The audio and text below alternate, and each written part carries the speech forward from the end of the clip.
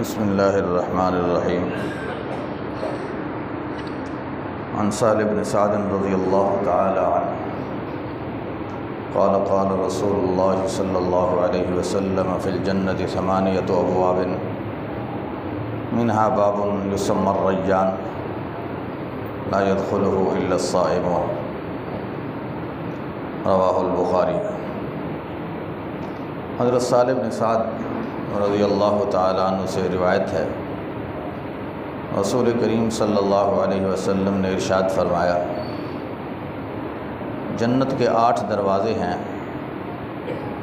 جن میں سے ایک دروازہ وہ ہے جس کا نام ریان ہے، اور اس دروازے سے صرف روزہ داروں ہی کا داخلہ ہو سکے گا۔ جنت کا ایک دروازہ 8 میں سے اپنا مخصوص ہے روزہ داروں کے لیے۔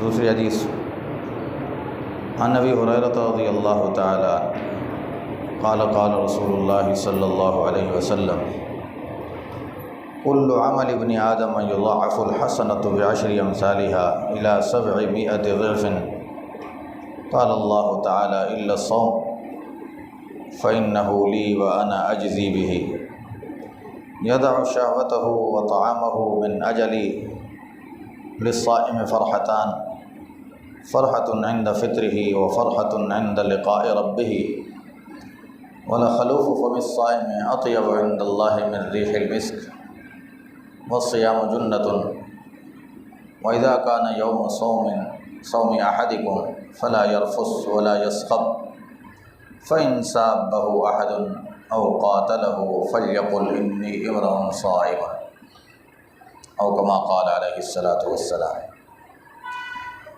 حضرت ابو ہریرہ سے روایت ہے، رسول کریم صلی اللہ علیہ وسلم نے فرمایا، بنی آدم کے ہر نیک عمل کا ثواب زیادہ کیا جاتا ہے، پیں طور کہ ایک نیکی کا ثواب 10 گنا سے 700 گنا تک بڑھایا جاتا ہے۔ اور اللہ تعالی فرماتے ہیں کہ مگر روزہ کہ وہ میرے ہی لیے ہے اور میں ہی اس کا اجر دوں گا، اور میں ہی اس کا اجر دوں گا، یعنی روزہ کی جو جزا ہے اسے میں ہی جانتا ہوں، وہ روزہ دار کو میں خود دوں گا، اس بارے میں کوئی دوسرا یعنی فرشتہ بھی واسطہ نہیں ہوگا، کیونکہ روزہ دار اپنی خواہش اور اپنا کھانا صرف میرے ہی لیے چھوڑتا ہے۔ روزہ دار کے لیے 2 خوشیاں ہیں، ایک خوشی تو روزہ کھولنے کے وقت، اور دوسری خوشی اپنے پروردگار سے ملاقات کے وقت۔ یاد رکھو، روزہ دار کے منہ کی بو اللہ تعالیٰ کے نزدیک مشک کی خوشبو سے زیادہ لطیف اور پسندیدہ ہے، اور روزہ ایک ڈھال ہے کہ اس کی وجہ سے بندہ دنیا میں شیطان کے شر و فریب سے اور آخرت میں دوزخ کی آگ سے محفوظ رہتا ہے۔ لہذا جب تم میں سے کوئی شخص روزہ دار ہو تو وہ نہ فحش باتیں کرے اور نہ بیہودگی کے ساتھ اپنی آواز بلند کرے، اور اگر کوئی نادان اسے برا کہے یا اس سے لڑنے جھگڑنے کا ارادہ کرے تو اسے چاہیے کہ وہ کہہ دے کہ میں روزہ دار ہوں۔ میرے عزیزو، یہ 2 حدیثیں دونوں بخاری اور مسلم کی صحیح حدیثیں ہیں۔ پہلی حدیث میں آپ صلی اللہ علیہ وسلم نے روزہ دار کی یہ خصوصیت بیان فرمائی کہ اللہ تعالیٰ نے جنت میں روزہ داروں کے لیے ایک مخصوص دروازہ رکھا ہے جس کا نام باب الریان ہے۔ ریان کا لفظی معنی ہوتا ہے سیرابی، یعنی انسان شدید پیاس کی حالت میں ہو اور اس حالت میں اس کو ٹھنڈا مشروب مل جائے جس کے اس کے دل کی اور طبیعت کی تسکین ہو جائے تو کتنی راحت ملتی ہے۔ تو فرمایا، دنیا میں جو اللہ کے لیے پیاس برداشت کرتا ہے، اللہ تعالیٰ اس کو آخرت میں یہ اعزاز دیں گے کہ جنت کے ایک مخصوص دروازے سے جو صرف روزے دار کے لیے خاص ہے، اس سے اس کو داخلہ ملے گا اور جنت کی نعمتوں سے لطف اندوز ہوگا۔ دوسری حدیث، اس میں ایک تو ضابطہ بیان فرمایا گیا ہے کہ کل عمل ابن آدم یضاعف الحسنۃ بعشر امثالها الى 700 ضعف، کہ انسان کے ہر عمل کو اللہ کی دربار میں زیادہ کیا جاتا ہے، بڑھایا جاتا ہے۔ اب اس کا مدار اور مقدار کتنا ہے؟ فرمایا 10 گنا سے لے کر 700 گنا تک۔ 10 گنا سے لے کر، ویسے یاد رکھنا اس بات کو کہ اس امت کے حق میں اللہ تعالیٰ نے قانون یہ بنایا ہے کہ رسول اللہ صلی اللہ علیہ وسلم کی امت کے اہل ایمان تھوڑا عمل کریں، عمل قلیل کریں اور اجر کثیر پائیں۔ عمل قلیل اور اجر کثیر، یہ اس امت کے حق میں قانون ہے فقط۔ سابقہ امتوں کو یہ نعمت حاصل نہیں تھی۔ اب اس کی مثال ایک عام سی مثال سے سمجھانے کی کوشش کروں گا۔ اللہ تعالیٰ نے ہمیں رمضان کی دولت سے نوازا ہے۔ عام ایام کے اندر رمضان کے علاوہ جب ہم نفل پڑھتے ہیں تو ایک نفل کا ثواب نفل کا ملتا ہے یا 10 گنا نفل کا، ایک فرض پڑھتے ہیں تو 10 گنا فرائض کا۔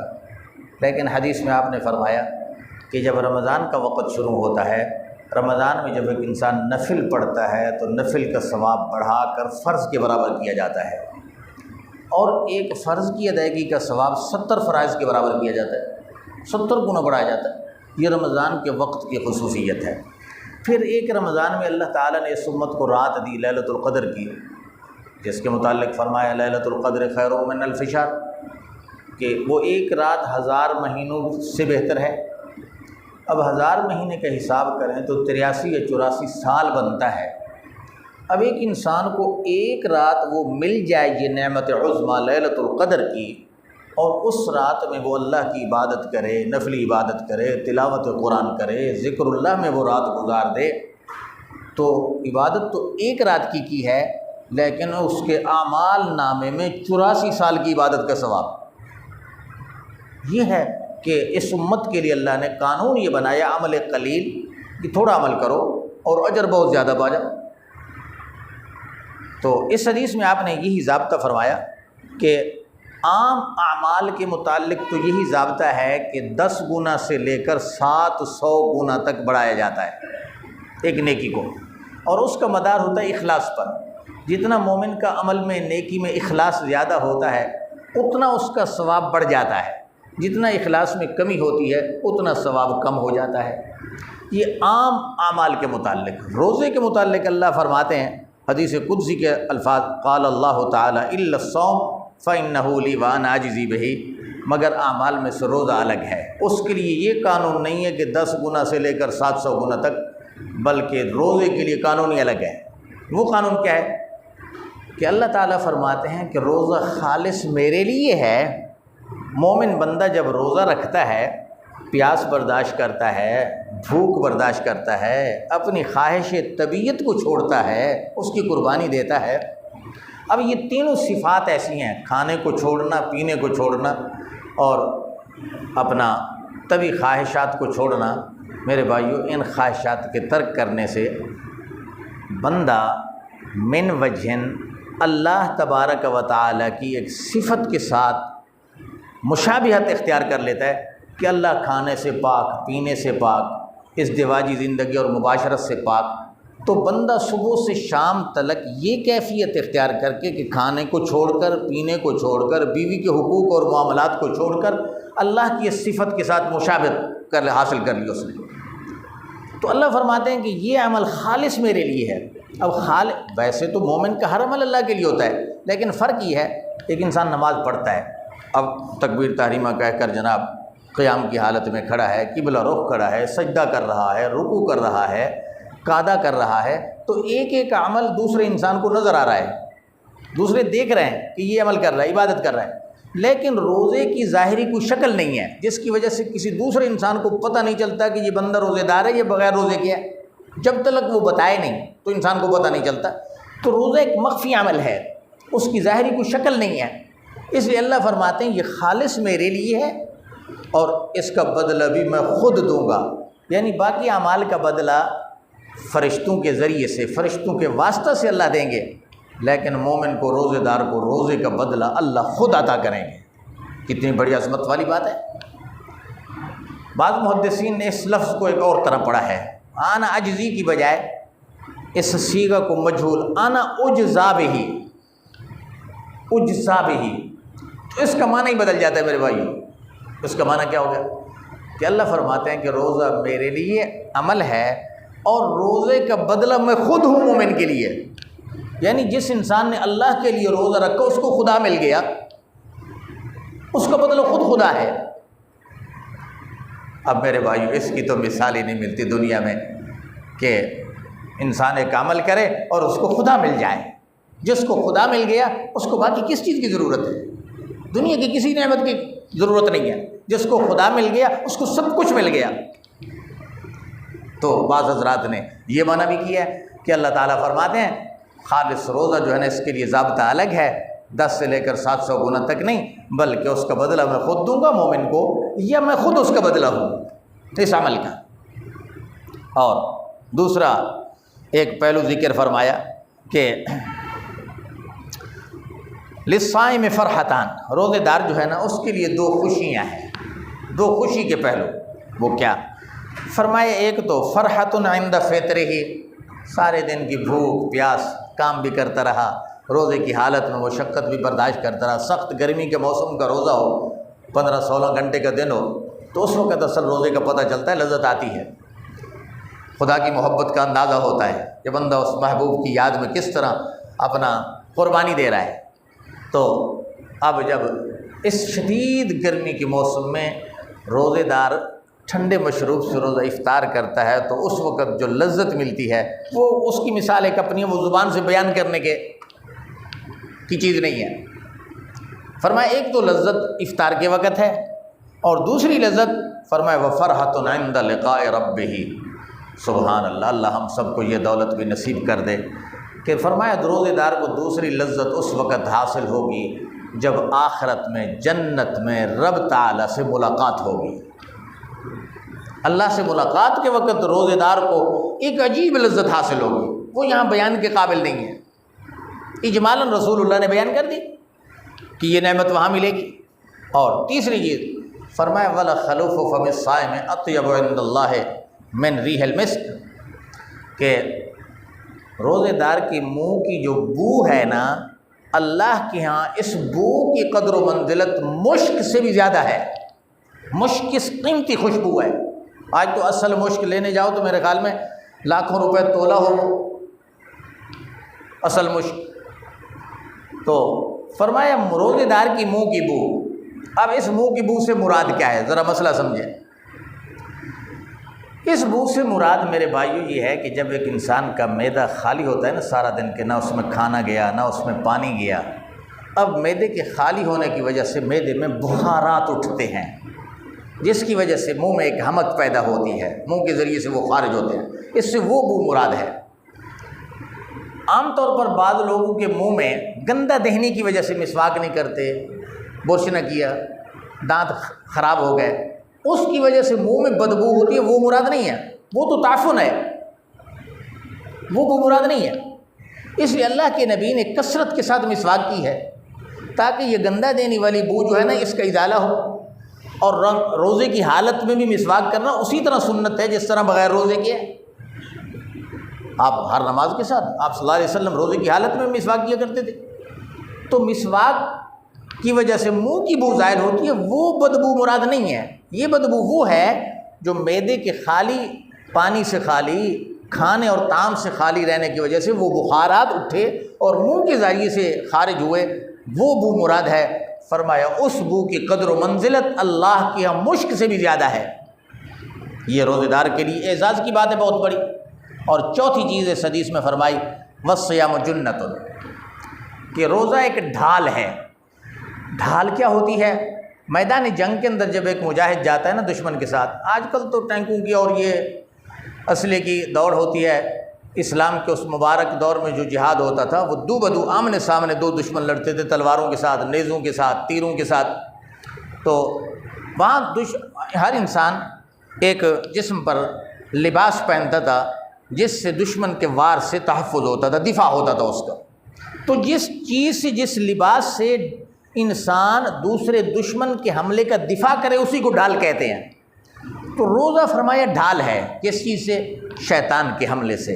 جس انسان نے اللہ کے لیے روزہ رکھا، فرمایا شیطان کے اثرات سے یہ محفوظ ہو گیا۔ شیطان رمضان میں ویسے ہی بندھا ہوا ہے۔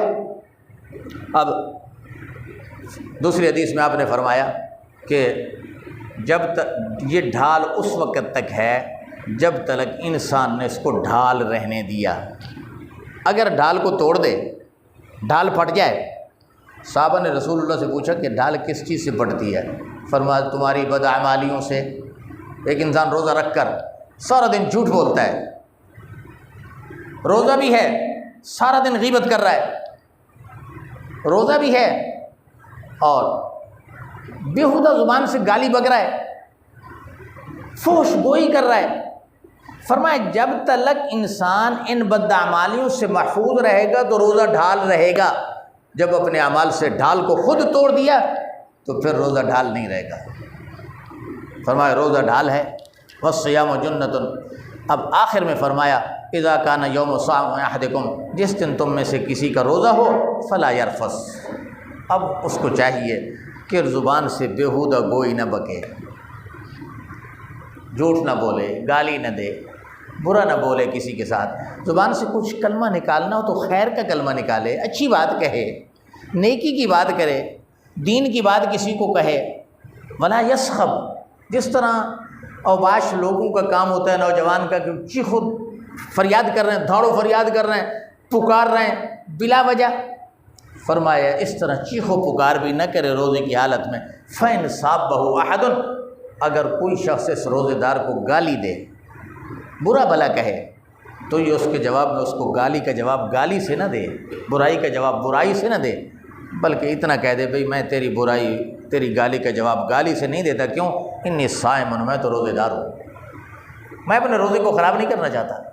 اس لیے میرے بھائیوں، ہمیں ایسا عمل اختیار کرنا چاہیے کہ روزے جیسا اسلام کا اہم ترین عمل ظاہراً بھی کامل ہو، باطناً بھی کامل ہو۔ اگر ظاہراً تو ہم نے سارا دن پیاس بھوک برداشت کر لی، لیکن باطناً جھوٹ سے حفاظت نہ کی، غیبت سے حفاظت نہ کی، برائی سے حفاظت نہ کی، گانے سننے سے حفاظت نہ کی، ان برے اعمال سے نہ بچے، تو سمجھو باطناً ہمارا روزہ کامل نہیں ہوا، وہ ناقص ہو گیا۔ اس لیے اللہ تعالیٰ سے دعا ہے اللہ ہمیں ان اعمال کی صحیح معنی میں تکمیل کی توفیق عطا فرمائے، جیسے شریعت مطہرہ کا تقاضا ہے، اور اس کی ہتک سے، اس کی توہین سے، اس کے نقص اور عیب سے ہماری حفاظت فرمائے۔ وآخر دعوانا ان الحمد للہ رب العالمین۔